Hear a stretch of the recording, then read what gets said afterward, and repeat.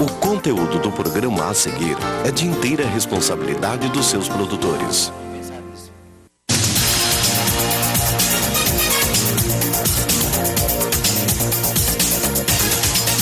Olá, senhoras, senhores, telespectadores.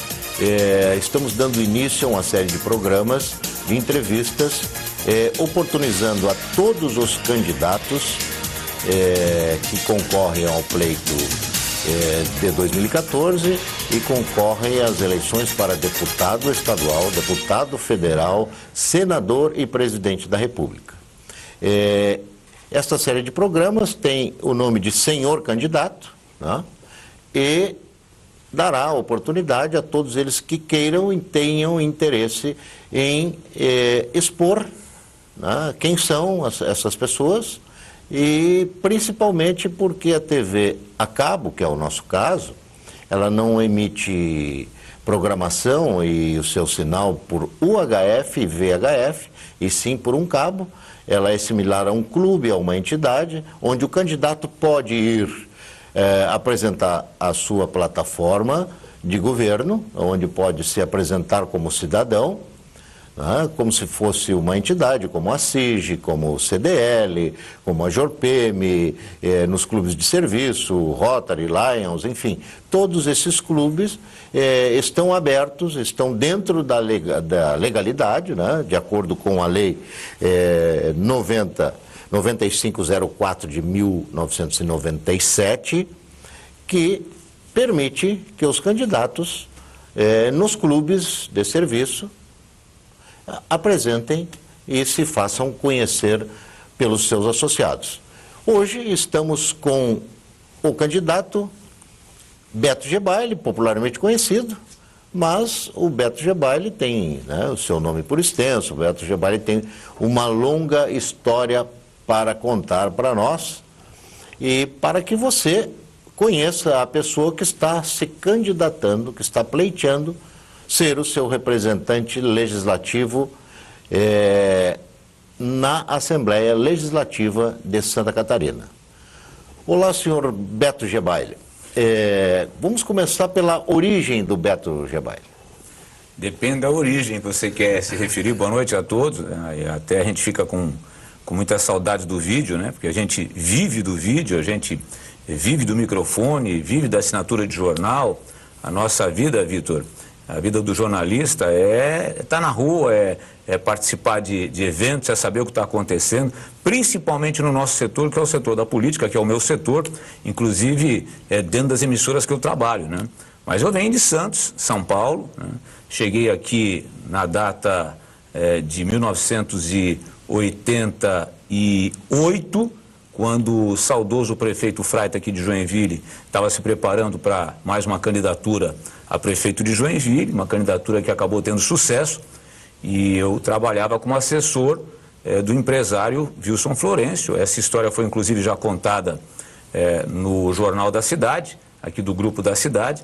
Ela foi narrada praticamente de como eu vim parar aqui em Joinville. Estou aqui há quase 30 anos, então naquela época o Wilson Florencio me contratou para ser o diretor de vendas da empresa que ele estava montando, de nome Florencio e Zanata, que é uma empresa que hoje não só faz loteamentos, como também constrói prédios, a exemplo da empresa do Irineu Machado, na qual também trabalhei, o empresário Irineu Machado, que hoje também, além de loteamentos, é um grande empresário e no naipe, na construção de prédios, está se tornando aí também um dos grandes da cidade. Então, depois de ter trabalhado com eles durante muito tempo, é que eu fui... Em que área? Na área comercial, área de vendas? Eu trabalhava na área de imóveis. Eu sou corretor de imóveis, eu tenho credencial, eu tenho Cresce, né? Aqui em Joinville e aqui no Brasil, vamos citar então o Brasil, para não dizer que é só Joinville, existem corretores fantasmas, que são corretores prepostos dentro de grandes empresas construtoras e loteadoras que não têm Cresce e usam o Cresce jurídico da empresa, o que é ilegal. Nos Estados Unidos, se o cara fizer isso, ele vai preso. Aqui pode fazer. Aqui você vê, aqui em Joinville você vê construtoras grandes em que possuem muitas pessoas que negociam imóveis, mas que não têm o Cresce, a grande maioria, não todos.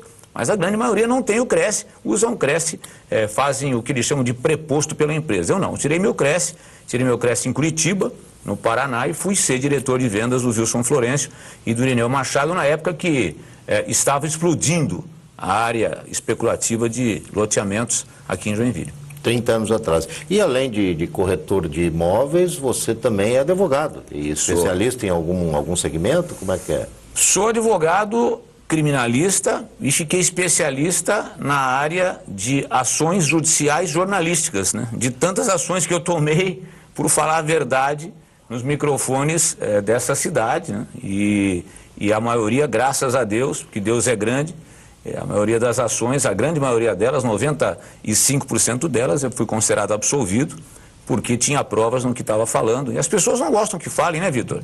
As pessoas aqui no Brasil, elas praticamente não gostam quando o jornalista, um da Atena da Vida fala, quando um Jorge Cajuru fala.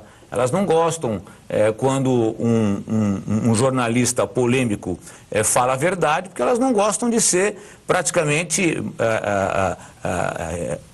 atingidas pelo que elas estão fazendo de errado. Então, quando algum jornalista fala, aquele que não tem medo de falar, como eu me caracterizei aqui em Joinville, região, nos microfones de rádio e televisão e no jornal, as pessoas não gostam e fazem aquele tipo de ação pedindo o dano moral, né? Eu acho que quem entra com ação pedindo dano moral para algum jornalista coloca a alma à venda, né? E está ao mesmo tempo colocando a alma à venda. E aí você vai ver quantas ações possuem grandes jornalistas televisivos de São Paulo, do Rio de Janeiro, que dá para fazer uma casa de tantos processos. E uma coisa é você entrar com o processo, outra coisa é você ganhar em última instância. Você pode ganhar em primeira instância, você pode ganhar em segunda instância, mas alguns deles você pode perder em terceira instância. E esse é o meu caso, e não pensem vocês que são muitos não, que a gente conta no dedo aqui. Hoje a gente pode contar no dedo, e coisas que são consideradas até ridículas, né? Bobagens, né? O Gebaile falou que o céu estava azul, e eu acho que está nublado, vamos processar o Beto Gebaile. E aí a coisa ficou se caracterizando de um jeito que até me orgulha, né? Eu vi um colega nosso esses dias aí, que faz um programa de rádio, e eu estava ouvindo ele no carro, né? A gente escuta muita gente no carro, nós nos escutamos, e ele falou, tem companheiro aí que se orgulha em ter muitos processos jornalísticos. Não, eu me orgulho sim, eu entendi até que aquela indireta foi para mim, mas eu me orgulho porque as ações que eu tive na minha vida pedindo dano moral, foi porque eu falei a verdade e a pessoa não quis que eu contasse a verdade. E vou continuar contando até o resto até a hora que eu tiver um microfone na mão, com provas, logicamente, com provas. Hoje eu até evito, sabe, Vitor? Hoje eu até evito, mesmo com provas na mão, eu até procuro evitar para não criar mais inimizade, para não criar polêmica. A gente vive numa cidade que ela é grande em extensão, mas ela é, por um outro lado, uma sucupira. É uma cidade pequena.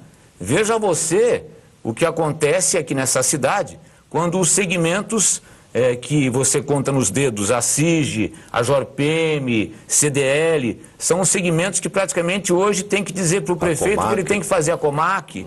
São segmentos que acabam se reunindo. A cidade é muito grande, mas a cidade não desabrochou. Você é de Florianópolis, você sabe. Eu agora estou indo muitas vezes a Florianópolis, porque esse processo eleitoral no qual eu estou inserido, e totalmente legal, né, totalmente na legalidade, ele me obriga a ir para Florianópolis praticamente 2 vezes por semana, né, que é reunião aqui, reunião ali, reunião de partido, lançamento de candidatura. Esses dias estive em Lages com o governador Raimundo Colombo, ele fez uma palestra lá na base do governador, que existe em Lages, deu um almoço para o PSC e para o PRB, e o governador Raimundo Colombo, quando me viu ali na plateia, estava ele, estava o Dário Berger, estavam lançando a coligação do governador Raimundo Colombo para a reeleição dele. Ele me viu de longe e ficou muito feliz com a minha presença lá e disse que ficou surpreso com a minha candidatura, que ainda me falou, Gebaile, você já está começando tarde demais, você já devia ter ido para o mundo político há muito tempo, porque é o que você conhece. E eu fiquei feliz.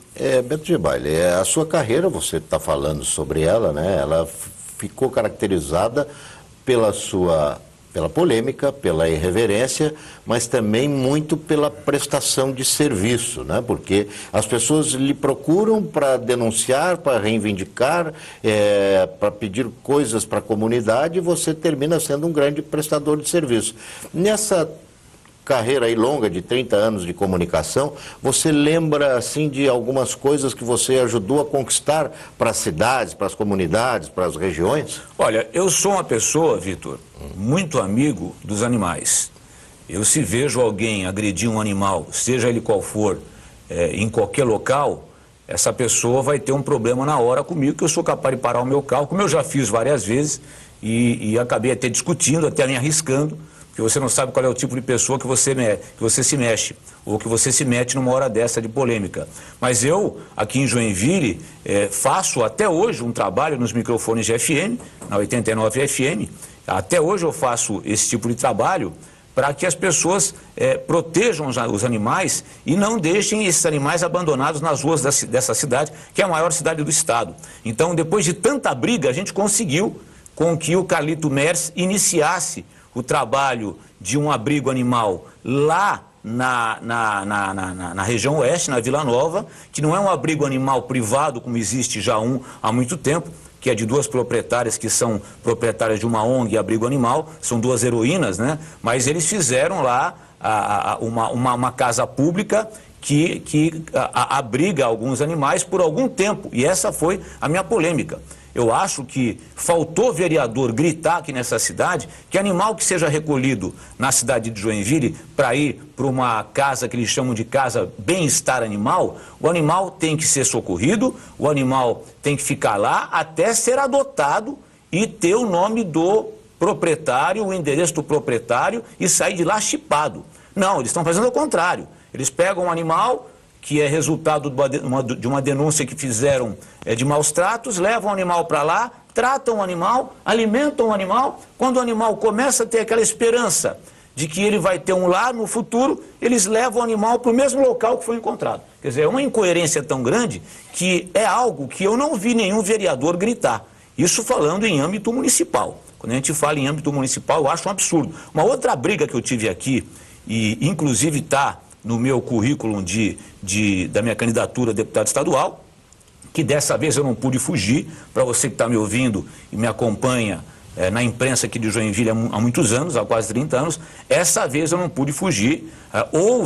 Aconteceram muitos comentários dizendo, não, o Gebali não vai sair candidato a estadual, ele já disse que ia sair a vereador naquela época e não saiu. Não, muitas coisas aconteceram que me impediram a sair candidato a vereador em 2012.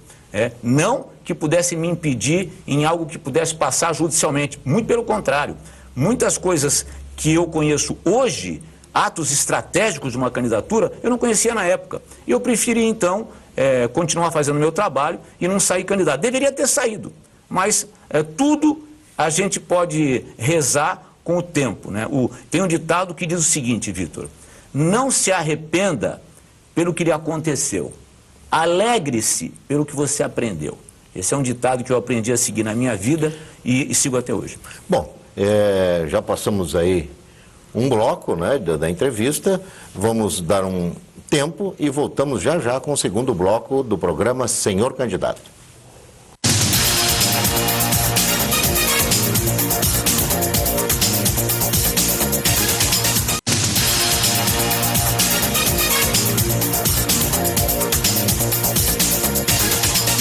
Voltamos com o programa O Senhor Candidato, hoje entrevistando o senhor Beto Gebali, né, que postula uma vaga na Assembleia Legislativa para ajudarmos a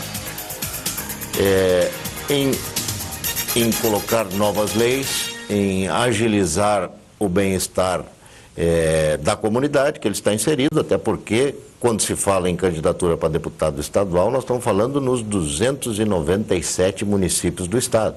Por isso ele falava que estava viajando e aos pouquinhos, é lógico que o seu colégio eleitoral é em Joinville, mas ele vai ter e tem abrangência estadual. E se aqui nós estamos na maior cidade, não tem dúvida que as menores cidades têm os problemas até com menor intensidade e em alguns casos até maior. Nós estamos vendo essa semana que a maior reivindicação da comunidade joinvilense é abrigo de ônibus, iluminação pública e pavimentação das ruas. Quer dizer, coisa simples, né? Mas, Gebali, voltando à sua carreira como comunicador, como prestador de serviço, você falou ajudou, participou, né? Reivindicou junto com a população do centro de zoonoses, né? E alguma outra que você participou? Nós fizemos um trabalho muito forte. Em 2012, no final de 2011, 2012, eu fiz um trabalho muito forte no microfone de FM, um trabalho muito forte na televisão, no jornal, contra as ações de uma empresa que eu sempre disse que era ilegal, a Conurb, a famosa empresa fábrica de multas, como foi taxada pela nossa equipe e foi absolvida pela população. A Conurb, companhia urbanística aqui de Joinville, quando se criaram os agentes de trânsito, ela foi uma empresa que se transformou numa fábrica de multas, as pessoas não aguentavam mais tantas multas, tanto é que eu fui chamado para ser uma espécie de homem propaganda de uma empresa que entra com recursos e entra até hoje, entrava na época da Conurb, hoje é ITRAN, para poder entrar com recursos de coisas absurdas. Ali eles encontram às vezes pessoas que chegam lá com 15 multas dadas no espaço de 3 minutos. Até hoje acontece. Aí erradicamos a Conurb. Eu pessoalmente levei na mesa de um juiz da Fazenda Pública aqui de Joinville todas as provas que eu tinha, que a nossa equipe tinha, que aquela empresa de economia mista era inconstitucional, era irregular. E aí o juiz, que eu até vou dizer o nome dele, não tem porque a gente esconder, o doutor Roberto Lepper, da 2ª Vara da Fazenda Pública, ele deu um ultimato ao na época, prefeito Carlito, para que o Carlito, então, com sua equipe, erradicasse, acabasse com a Conurb, fechasse a Conurb e abrisse um outro órgão que pudesse ser parecido, mas que fosse constitucional. Foi quando, então, abriram o ITRAN, que também não é legal, é questionável, porque na época um assessor do Carlito acabou se baseando num artigo constitucional que permitiria que os agentes da Conurb, da antiga Conurb, pudessem ser contratados pela nova empresa Instituto de Trânsito, que se formou ainda no governo Carlito, se não estou enganado, e agora continua no governo do Deller. Aliás, só um parênteses, Vitor, que a gente sabe que o nosso tempo é muito rápido, ele passa rápido, e como você falou muito bem, todos os candidatos vão ter oportunidade aqui nesse espaço. Eu não sou candidato para... As pessoas me perguntam, Gebali, mas você vai sair candidato a estadual? A concorrência é muito grande. Não, a concorrência é enorme. Só na nossa coligação, que é a coligação PMDB, PSD, PRB e DEM, tem 61 integrantes. Essa coligação é muito forte e vai eleger metade da Assembleia Legislativa. Eu não sei se eu vou fazer parte dessa metade que serão eleitos, porque eu estou disputando e estou brigando com pessoas que são catedráticos na Assembleia Legislativa, são deputados que fizeram carreira, vão para o 4º mandato. Aqui em Joinville tem deputado estadual, amigo e minha amiga, você que me acompanha sempre, que está indo para o 4º mandato e não querem largar o osso de jeito nenhum. E existem os novos candidatos também, que a gente pode dizer que são candidatos. Um é candidato de senador, o outro é candidato de sistemas feudos dessa cidade, protegido por milhões de reais. Então, o Beto Gebali não é candidato de grandes partidos, né, que tem proteção do Congresso Nacional, de senadores, de deputados. O Beto Gebali não é candidato de empresário, né, que talvez possa querer ver o filho na Câmara e banca a candidatura de um outro candidato a estadual. O Beto Gebali é o candidato que tem como base os ouvintes do Beto Gebali. Aquelas pessoas que me escutam no rádio, me escutam na televisão e colocam fé no que eu falo. Tanto é que você vê, quem não quer ganhar inimigo, vai fazer jornalismo vaselina.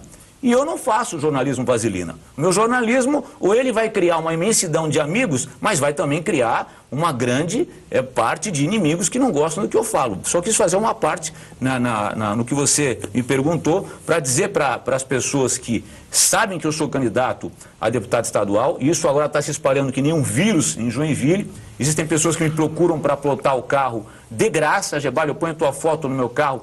Não, mas jamais, ninguém vai pagar nada para plotar carro. As pessoas procuram, meu amigo, você pode plotar o carro com a minha foto, mas eu não ia poder te dar nunca nada, porque isso é ilegal, isso não se pode fazer. Não, mas eu ponho a tua foto no teu carro. Então a gente fica feliz quando isso acontece, e já vem acontecendo no trânsito de Joinville. E também, Vitor, eu não sou candidato de 293 cidades no que se refere a visitá-las, porque eu não tenho dinheiro.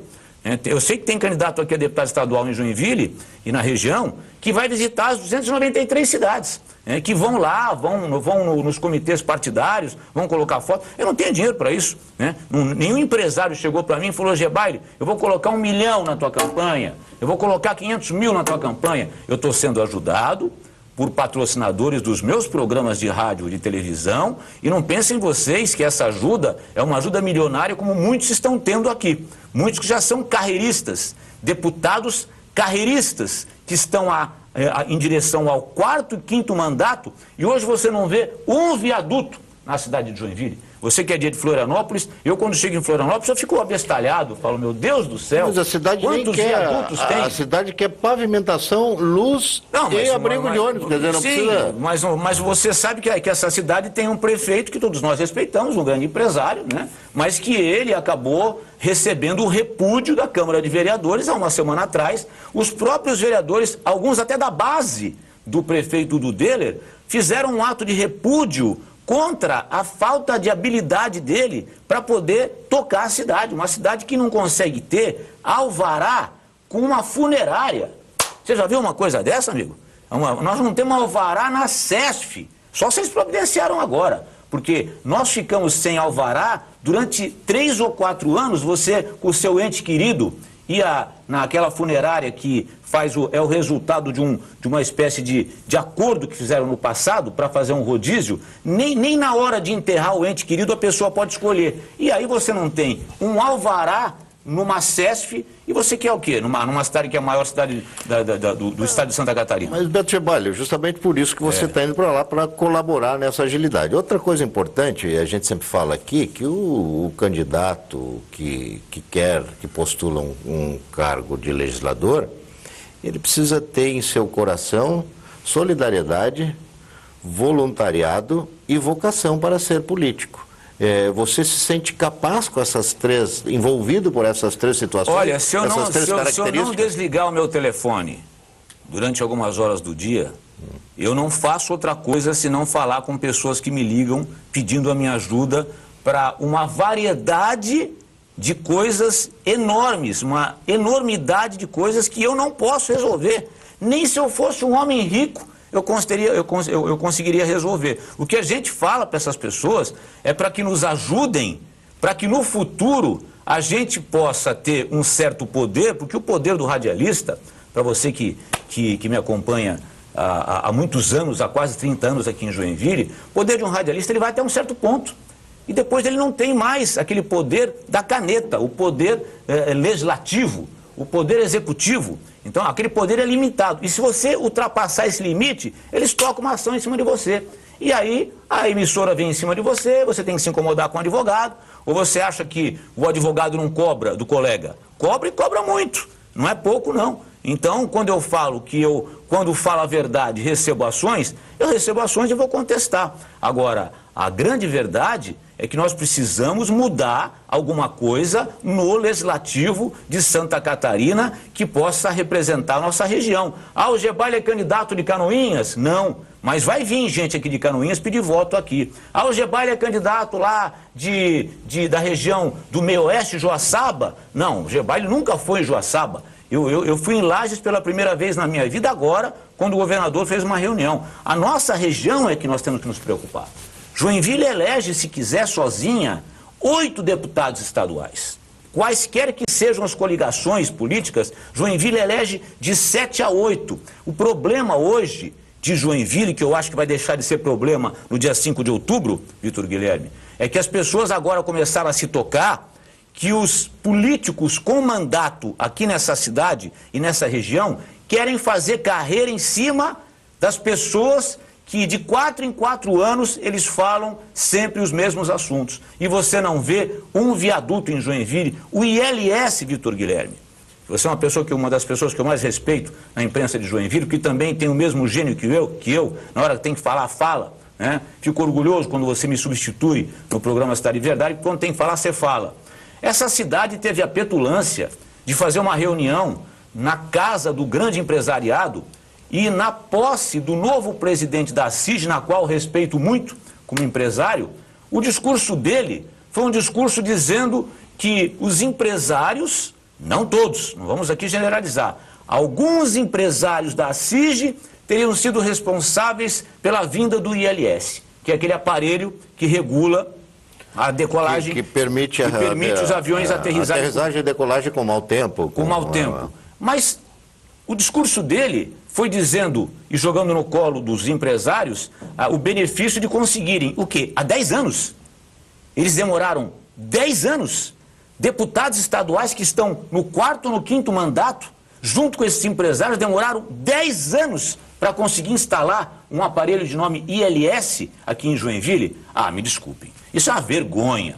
E eu não vejo e não vi deputado estadual, que eu respeito também, e que representa Joinville e a nossa região, Araquari, São Francisco, Rio Negrinho, não vi nenhum deputado ir para plenário de assembleia e tacar o pau na Infraero, e tacar o pau na ANAC, e tacar o pau na Dilma. Não fazem. É mais gostoso ficar ali no conforto. Então, Vitor, se eu tiver sucesso na minha empreitada, até porque eu não tenho obrigação de ganhar.